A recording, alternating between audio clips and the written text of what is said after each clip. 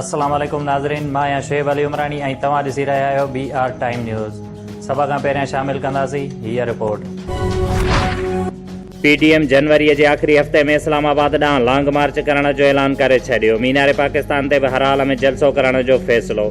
मौलाना फज़लुर रहमान चयो आहे त हुकूमत भले मीनारे पाकिस्तान खे डैम बणाए छॾे पर जलसो ज़रूरु थींदो। बिलावल भुट्टो ज़रदारीअ चयो आहे त इमरान ख़ान ऐं सहूलतकारनि खे घर भेड़ो करण लाइ निकिता आहियूं।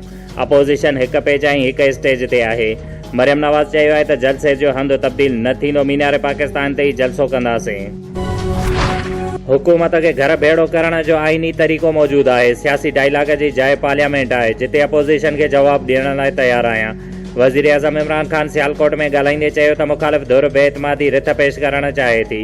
असेंबलीअ में अची हिननि इस्तीफ़ा ॾिनी त ज़मनी चूंड कराईंदुसि। NRO ऐं करप्शन ते ॻाल्हि ॿोल न थींदी। कोरोना सबबि दुनिया लॉकडाउन करे रही आहे, पर पाकिस्तान में अपोज़िशन जलसा करे वायरस पकड़े रही आहे। PDM जे जमहूरी जदोजहद वारे अमल में सिंध हुकूमत रंडक न बणबी। जॾहिं त फ़ैसिलो थियो त पार्लियामेंट ऐं सिंध हुकूमत तां बि इस्तीफ़ाऊं अची वेंदियूं।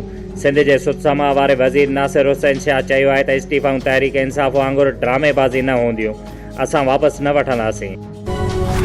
न तेल हूंदो न ई वरी राधा नचंदी। इस्तीफ़ाऊं ॾियण जी धमकी नून लीग जी सियासी चाल ऐं करप्शन जी कमाई बचाइण जी जंग आहे।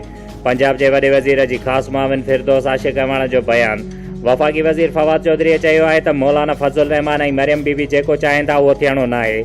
मसइलो जलसनि सां न पर समझदारीअ सां हल थींदो।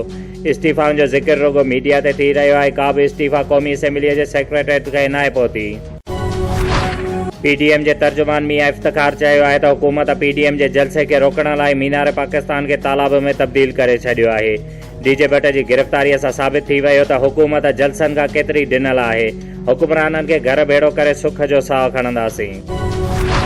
ठारूशाह लाकब में क़त्ल थियल नौजवान अज़हर मेमण जे वारसनि ऐं मेमण इत्तेहाद ऐं ॿियनि बिरादरियुनि पारां नौशर फिरोज़ प्रेस क्लब अॻियां एहतजाज, जंहिं में उन्हनि जो चवणु हुयो त पुलिस केस वारसनि जे मर्ज़ीअ जे बिना दाख़िल कयो वियो आहे, जॾहिं त असुल ॾुआरी पुलिस ख़ुदि आहे। असुल कातिलनि खे गिरफ़्तार करे जल्द इंसाफ़ फराहम कयो वञे। SDP तरफ़ां हिकु एहतजाजी रैली सिंध तरक़ी पसंद हाउस रीगल चौक खां थींदी नवाबशाह प्रेस क्लब पहुती, जिते सैयद अतर शाह, सुभान मंगसी, अता मोहम्मद लाशारी, जीलानी चाचा, अनीला मल्हा जी अॻुवाणीअ में धरणो हणी एहतजाजी मुज़ाहिरो कयो वियो। अॻुवान अतर शाह, सुभान मंगसी, अता मोहम्मद लाशारी ऐं ॿियनि ख़िताब कंदे चयो त शहीद इल्ताफ़ जिस्काणीअ जा कातिल जल्द खां जल्द गिरफ़्तार कया वञनि। सिंध जे बेटनि तां वफ़ाक़ जा कब्ज़ा फ़ौरन ख़तमु कया वञनि ऐं ज़िले शहीद बेनज़ीराबाद जे सदर निसार अहमद कीरियो, रफ़ीक मल्हा, वकार मल्हा ऐं बुडल मंगसीअ तां कूड़ा केस ख़तमु करे खेनि आज़ादु कयो वञे। ॼाम साहब पाकिस्तान इंटरनेशनल मशाक काउंसिल जे मरकज़ी सॾ ते सैयद असगर अली शाह जे अलमारूफ़ सखी ॼाम ॾातार जे सजाद नशीन ऐं सूबाई सदर पाकिस्तान इंटरनेशनल मशाक फ़क़ीर नवीद हुसैन विस्तड़ो जी अॻुवाणीअ में थी गुज़री, जंहिं में चयो वियो त दरगाहूं प्यार जो दर्स ऐं सबक़ ॾियनि थियूं, जंहिंजो बंदि रहणु मुनासिब अमल न आहे, उहे सभु SOPs तहत खोलियूं वञनि। काज़ी अहमद में आल सिंध स्मार्ट इत्तेहाद जी अॻुवाणी सरदार ॼाम फिरोज़ ख़ान उन्नड़ जी क़यादत में अहम इजलास थी गुज़रियो, जंहिं में सिंध जे मज़लूम अवाम जे बुनियादी हक़नि ऐं तमामु माण्हुनि जे मसइलनि जे हल लाइ गॾियल इत्तेहाद जोड़ण ते इतफ़ाक़। डिस्ट्रिक्ट नौशर फिरोज़ पुलिस, अबड़ान पुलिस जवाबदार मोहम्मद हयात तारड़ जे कब्ज़े मां 10 बोतलूं शराब हथ करे गिरफ़्तार करे वरितो।